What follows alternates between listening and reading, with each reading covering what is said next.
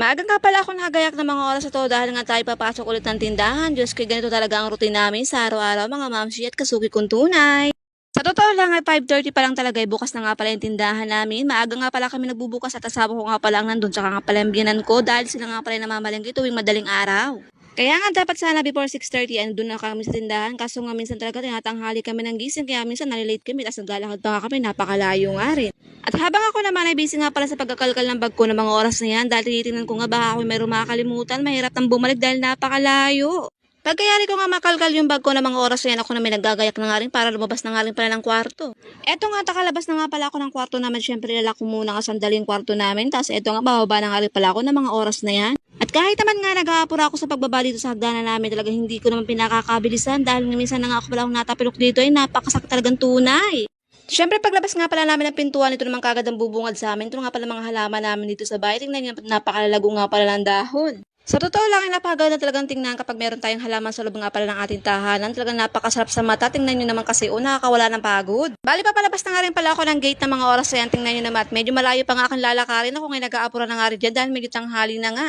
Ganito nga pa yung routine namin tuwing umaga, gigising na maaga, tapos lalakad na napakalayo. O diba, ganito talaga kapag determinado kang yumaman. Dito nga pala sa amin ay puro bukid nga pala halos ang karamihan na hanap buhay ng tao. Tingnan niyo, napakaluwang talaga ng kabukiran dito at malapit na nga rin palang umani dito. Diyos kay marami na namang yayaman dito na may-ari ng bukid. Sa kakaapura ko nga hindi ko na nga talagang nagawang manukulay. Diyos kay baka ako habulin ng suklay nga pala sa daan. Sa tagal ng aking nilakad, finally dito na nga rin pala kami sa may kanto ng Real Centro kung saan dito nga pala lumalabas at pumapasok ang mga taong nais yumaman kagaya namin. Wala namang masamang mangarap, sabi ko nga sa inyo, basta ito sasabihan lang natin ang pagsisikap. Pagdating ko nga pala ng tindahan, naupo nga muna ako sandali at nanuklay nga muna ako. Talagang hindi talaga ako nanuklay kanina pag-alis ko nga pala ng bahay. Pagkatapos ko naman makapanuklay, ito naman nga ako tagtitinda na nga rin ng mga oras na to. Simula umaga nga pala hanggang gabi kami nga po pala ay nagtitinda dito nga pala sa tindahan namin, mga kasuki.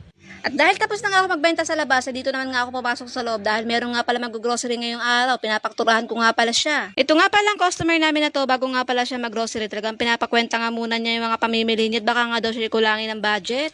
Kaya naman ako ay nililibis ako nga muna pala yung mga bibilhin niya ngayong araw. At pagkayari ko nga pala makwenta yung mga paktura ni tatay, tinawag ko na nga pala ito at pinakita ko nga pala sa kanya kung magkano nga pala yung nabili niya. At tama din naman pala ang sinabi ni tatang nakukulangin nga pala ang pera niya, kaya sabi ko naman sa kanya, ibalik na nga lang pala yung kulang kapag sunod niyang pamilangki dahil lagi naman siyang nandito.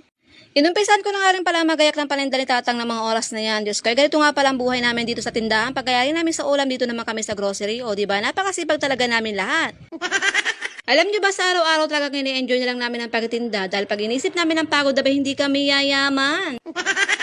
Wala naman talaga madaling trabaho sa panahon ngayon. Kailangan talaga natin pagsumikapan sa kapaghirapan para makuha natin at ang gusto natin sa buhay. At syempre, kailangan determinado tayo pag meron tayong gusto marating sa buhay. Hindi mag-aantay lang tayo lang himala sa araw-araw. Hindi yun. Kaya naman kung tayo napapagod sa araw-araw, ipagpasalamat natin ito dahil meron itong magandang dahilan kaya nangyayari to. Kaya nga dapat sa umaga pa lang ay positive vibes kagad at good mood nga palagi para maganda ang pasok ng biyaya sa araw-araw. Kaya nga kami kahit napapagod sa araw-araw ay ayos lang. Mahalaga ka ako sa amin na meron kami pinagkakakitaan. Kaya nga ako talaga masyadong pagmamahal ko sa kinikita ko sa araw-araw dahil mahirap talagang humanap ng pera ngayon. Siyempre tuloy pa nga rin pala ako sa pagkasalan-salang kay hindi na mga oras na yan dahil naubusan nga pala kami ng stock noong nakaraan kaya na may asawa kayo na balagi nga pala kanina. Diyos, kaysa kalagayan talaga namin na to, sa araw-araw kami napapagod, talagang normal lang sa amin, talagang pahalagahan yung kinikita namin.